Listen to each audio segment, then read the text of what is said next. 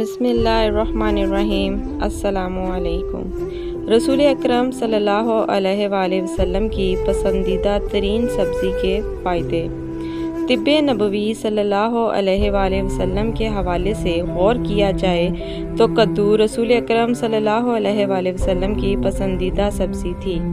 کدو ایک ہلکی غذا ہے جو زود ہضم ہے اور دوسری غذاؤں کو بھی جلد ہضم کرتا ہے۔ بخار کے مریضوں کے لیے بہت مفید ہے اور پیاس کو کم کرتا ہے، گرمی کے سر درد کو دور کرتا ہے اور پیٹ کو نرم رکھتا ہے۔ کدو کا پانی جوڑوں پر ملنے سے جوڑوں کے درد میں آرام آتا ہے۔ کدو کے ساتھ سرکہ ملا کر کھانے سے جسم کے فاضل اور زہریلے مادے نکل جاتے ہیں۔ اگر دہی کے ساتھ ملا کر کھایا جائے تو جسم کو عمدہ غذائیت ملتی ہے۔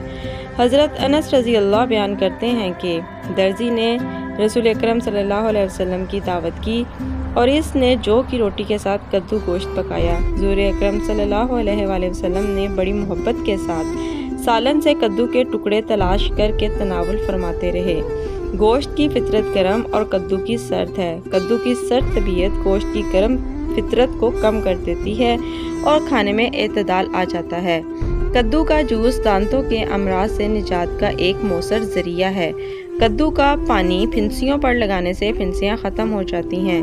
کدو کا شربت پینے سے نہ صرف پیشاب میں جلن ختم ہوتی ہے بلکہ یہ آنتوں اور معدے سے تیزابیت اور انفیکشن بھی ختم کرتا ہے۔ چینل سبسکرائب کر دیں۔ اللہ حافظ۔